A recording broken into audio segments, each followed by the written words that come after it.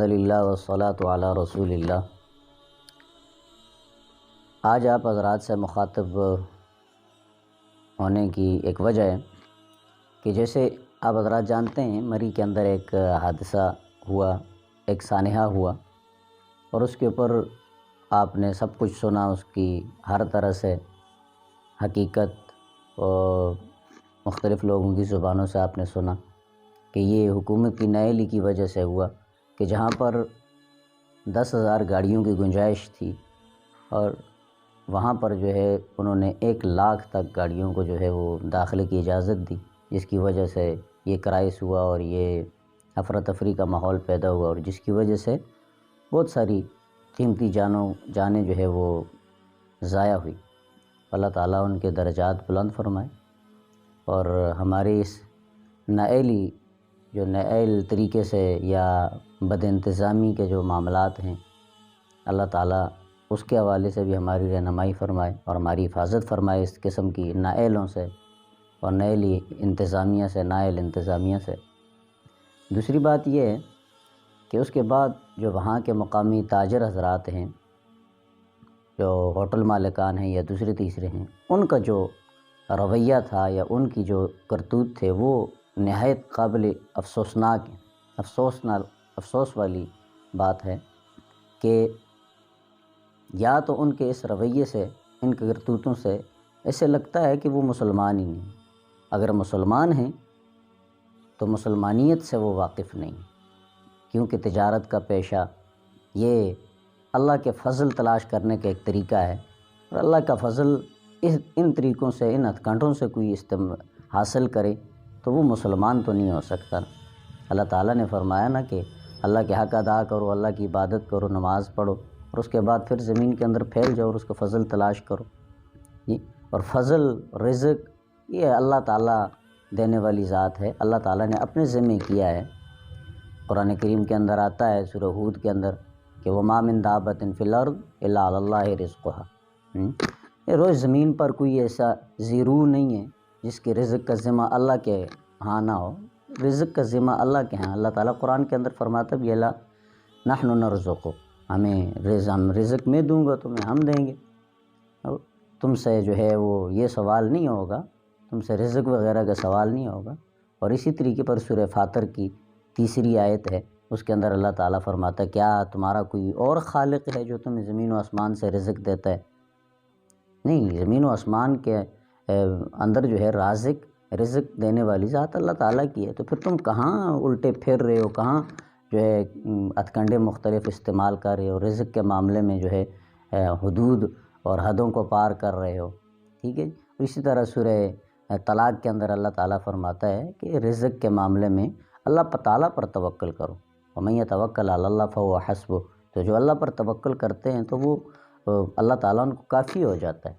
فرمایا کہ ان ایسے بندے کو جو اللہ پر توکل کرتا ہے، اللہ پر توکل کرتا ہے، وَيَرْزُقُ مِنْ حَيْثُ لَا يَحْتَسِبُ، تو پھر وہ اللہ تعالیٰ اس کو رزق وہاں سے دیتا ہے جہاں سے اس کو گمان بھی نہیں ہوتا۔ حضرت ابو ہریرہ رضی اللہ تعالیٰ عنہ کی حدیث شریف ہے، وہ فرماتے ہیں انسان کو چاہیے کہ اللہ تعالیٰ پر توکل کرے اور اس توکل کا حق ادا کرے، اور حق ادا کرنے کا مطلب یہ ہے کہ اگر وہ اس طرح توکل کرتا ہے تو اللہ تعالیٰ پھر ایسے توکل کرنے والے کو، ایسے متوکلین کو ایسے رزق دے گا جیسے اللہ تعالیٰ پرندوں کو رزق دیتا ہے کہ وہ صبح جب نکلتے ہیں خالی پیٹ ہوتے ہیں، رات کو جب وہ آتے ہیں ان کے پیٹ بھرے ہوئے ہوتے ہیں، اللہ تعالیٰ ان کو رزق دیتا ہے۔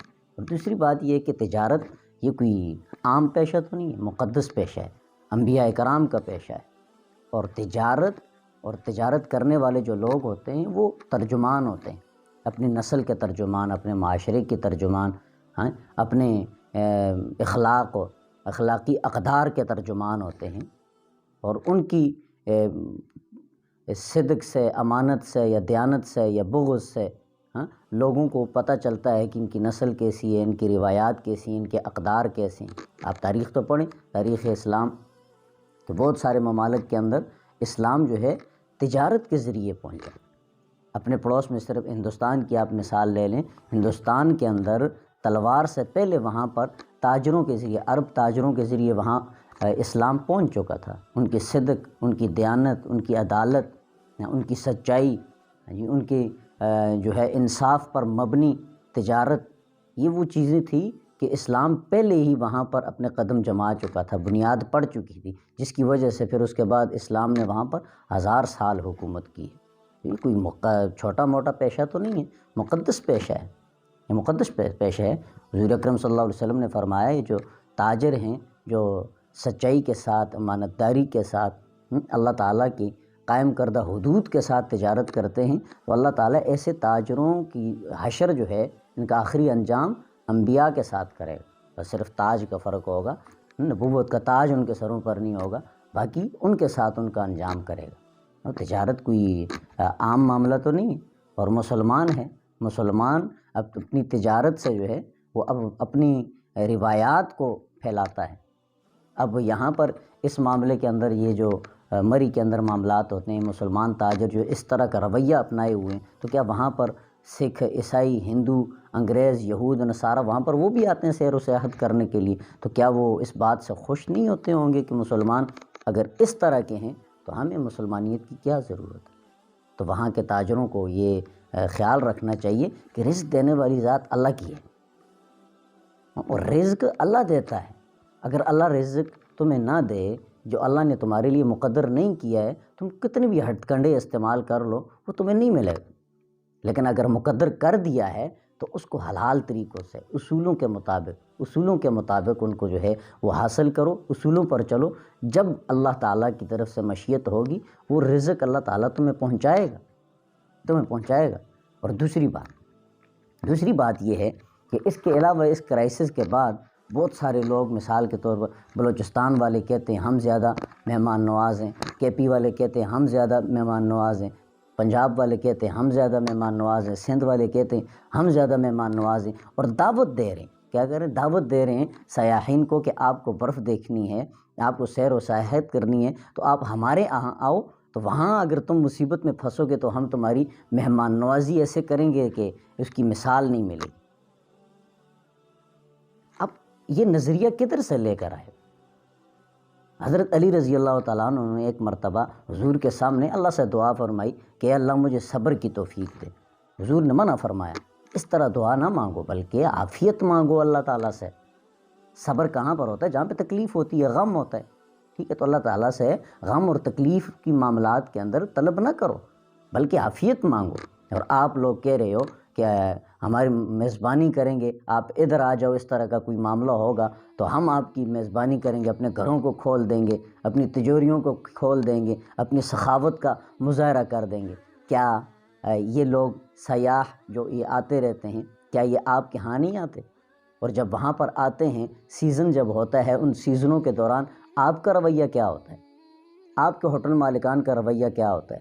میں خود اسی جگہ سے تعلق رکھتا ہوں، وہاں پر ایک مرتبہ بارش کی وجہ سے اسی طریقے پر اس طرح کا صورتحال پیدا ہو گئی تھی، پیٹرول نہیں مل رہا تھا، راستے بند ہو گئے تھے، ٹریفک جام ہو گئی تھی، تو وہاں پہ میں نے خود یہ مشاہدہ کیا ہے، پیٹرول کی قیمتیں آسمانوں پر چلی گئی تھی، ناشتے کی قیمتیں بھی آسمانوں پر چلی گئی تھی، دوپہر اور رات کے کھانے اور کمرے، مثال کے طور پر رمضان المبارک عید کے 2-4 دن بعد وہاں پر کمروں کی کتنی بڑی وہ ہوتی ہے، کتنی قیمتی ہوتی ہیں، 15-15 ہزار، 20-20 ہزار روپے تک وہ جاتے ہیں۔